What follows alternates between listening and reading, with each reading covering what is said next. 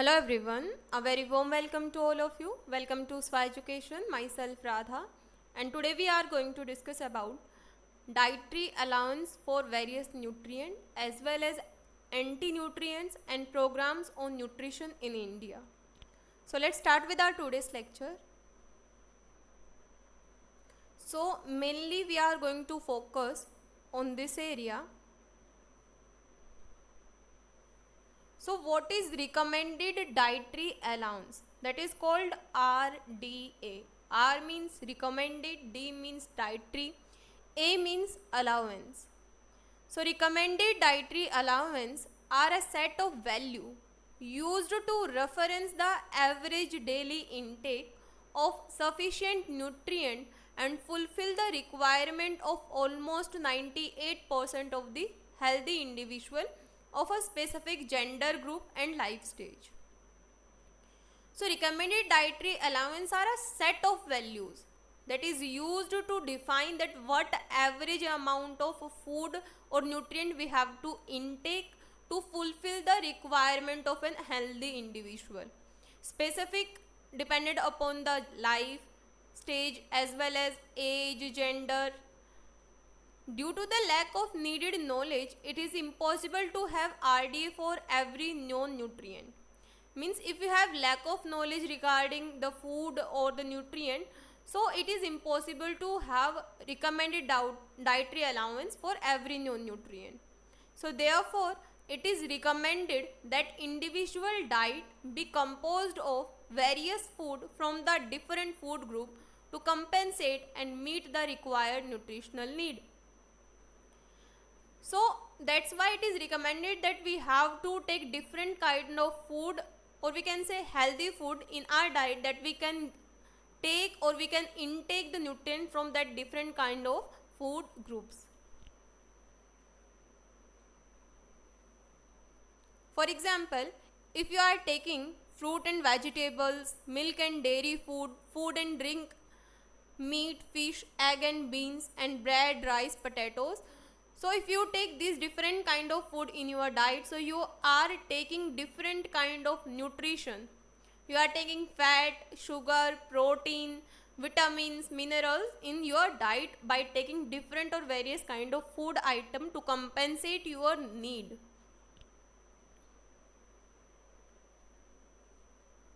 Then what is anti-nutrient?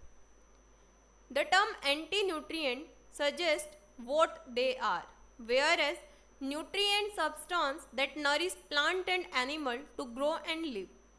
Anti-nutrient earn their title because they can block the absorption of nutrient.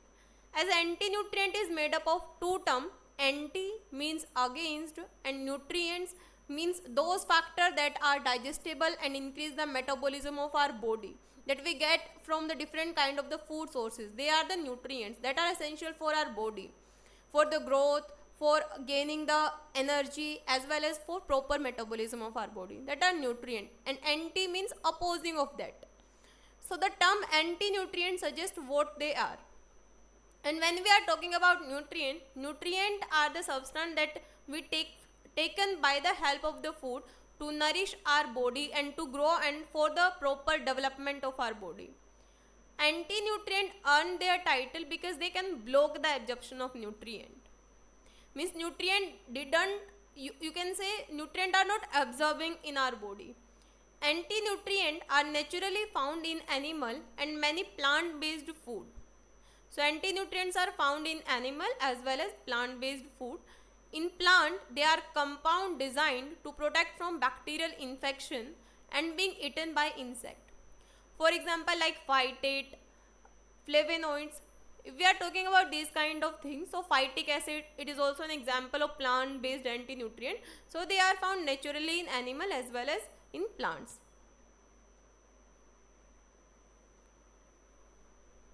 So in this table, different kind of food sources are there, and what kind of anti-nutrient present in those food sources, and anti-nutrient action, and how to eliminate those anti-nutrient from the food.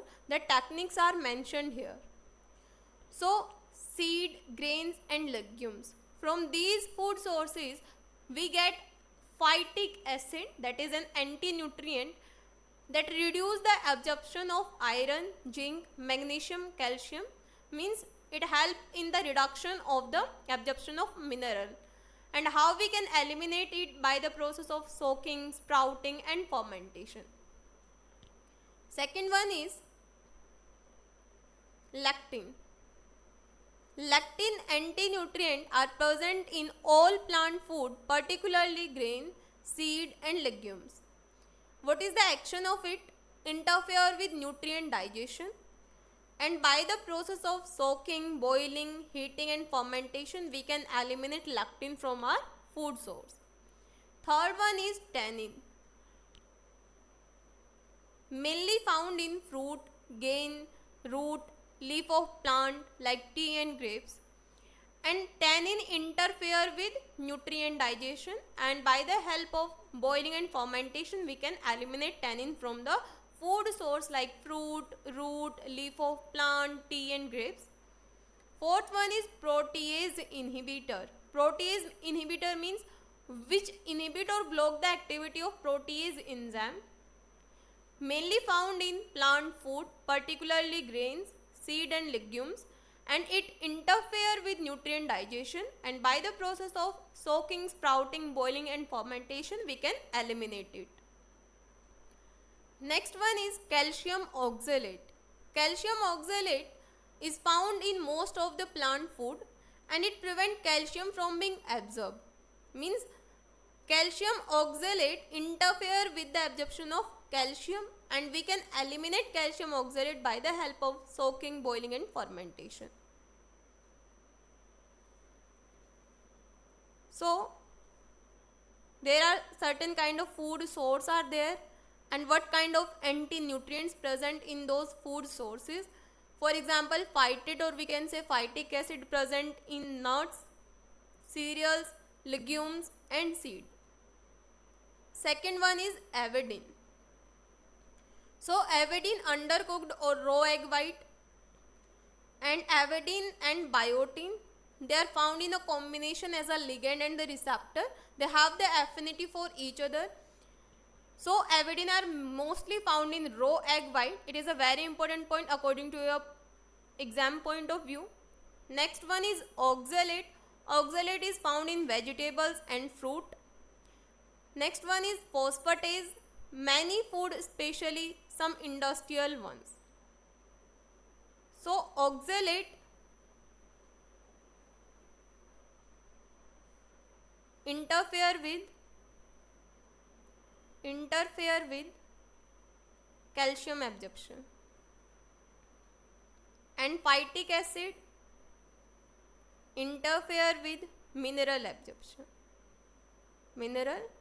absorption. Clear? Next is nutritional program. Government of India has initiated several large scale supplementary feeding program. Means our government of India take initiatives to start the feeding program on a large scale, and program aim at overcoming specific deficiency disease through various ministers to calcinate malnutrition. The main idea behind to initiate the several kind of large scale supplementary feeding program is to overcome the problem of malnutrition. So what is nutrition? Nutrition is a science of food and its relationship to health. It is concerned primarily with the part played by the nutrient in the body for their growth, development and maintenance. So nutrition is a science of food where we are dealing about the nutrient and what are the health benefit of those nutrients in our health. And nutrient are those substances that are present in food and that can be digested or help in metabolism of our body. So to overcome the problem of malnutrition, our government of India take several kind of initiative on a large scale to supplementary feeding program. So what are those programs? One is midday meal at a school.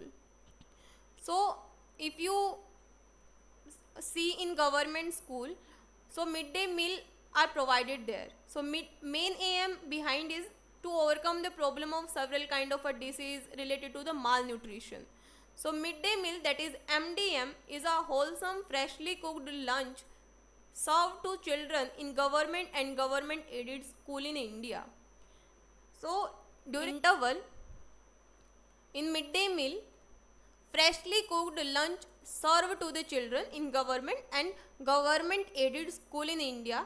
On 28 November 2001, Supreme Court of India passed a mandate stating we direct the state government / union territories to implement the midday meal scheme by providing every child in every government and government assisted primary school with a prepared midday meal. So it started from 28 November 2001, enacted by the order of Supreme Court, that during the time of lunch, freshly cooked food was served to the children who are studying in the government and government assisted primary school.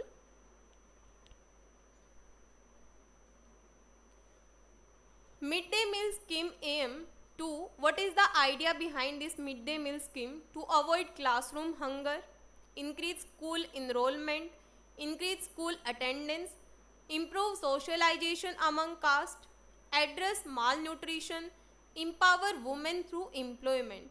So this is the main idea behind the midday meal scheme, to start midday meal scheme. Next one is Anganwadi. The meaning of Anganwadi is a courtyard shelter in the Indian language. The word has developed from the Hindi word Angan, means courtyard shelter, which means the courtyard of the house. These are the center at the village level that provide early childhood care and primary health service to expecting and lactating mother. So what is Anganwadi? Anganwadi is a type of a courtyard or the center at the village level that provide childhood care as well as lactating mother cares. So Anganwadi is a centrally sponsored scheme implemented by the state or union territories which serve as a rural child and maternal care center in India. So we can say that Anganwadi is a scheme that was started by a central government to help the the child which belong to the rural areas as well as the maternal care. It was started by the government of India in 1975 as a part of the integrated child development program to combat child hunger and malnutrition. So the main idea behind Anganwadi is to overcome the problem of child hunger as well as malnutrition, as well as to care the children who belong to the rural areas, as well as to help the mothers or maternal care. That is the main aim or idea behind this scheme. Anganwadi center provide a package of 6 services: supplementary nutrition, preschool non-formal education, immunization, health checkup, nutrition and health education, and referral services. So these 6 services are provided by Anganwadi center that are located at the village level that provide early childhood care, and the benefit under the Anganwadi service scheme are identified on the basis of Aadhaar. Next one is Integrated Child Development Services, that is called ICDS scheme. Children in the age group 0 to 6 years constitute around 158 million of the population of India according to 2001 census. So according to 2001 census, approx 158 million of the population of India are the children that age group between 0 to 6 years. These children are the future human resources of the country. Ministry of Women and Health Development is implementing various schemes for welfare, development and protection of the children. So, Ministry of Women and Child Development implemented several kind of a scheme for the development, growth, welfare and protection, as well as child care as well as maternal care, and launched on 2nd October 1975 ICDS. So ICDS launched on 2nd October 1975 Integrated Child Development Service Scheme is one of the flagship program of the government of India. What do you mean by flagship? Flagship is a type of the symbol that attract the people, that help for maintaining a center of attraction. So it is a kind of a program of government of India and represent one of the world largest and unique program for early childhood care and development. So ICDS are represented one of the world largest and unique program for early childhood care and development. So these are several kind of program that are initiated by the government of India. So today we studied midday meal program and regarding Anganwadi services and integrated child development services.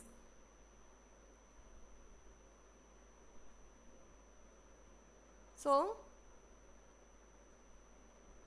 and remaining are NIDDCP, NNAPP and WYFA. So we are going to study these services, these program in next lecture.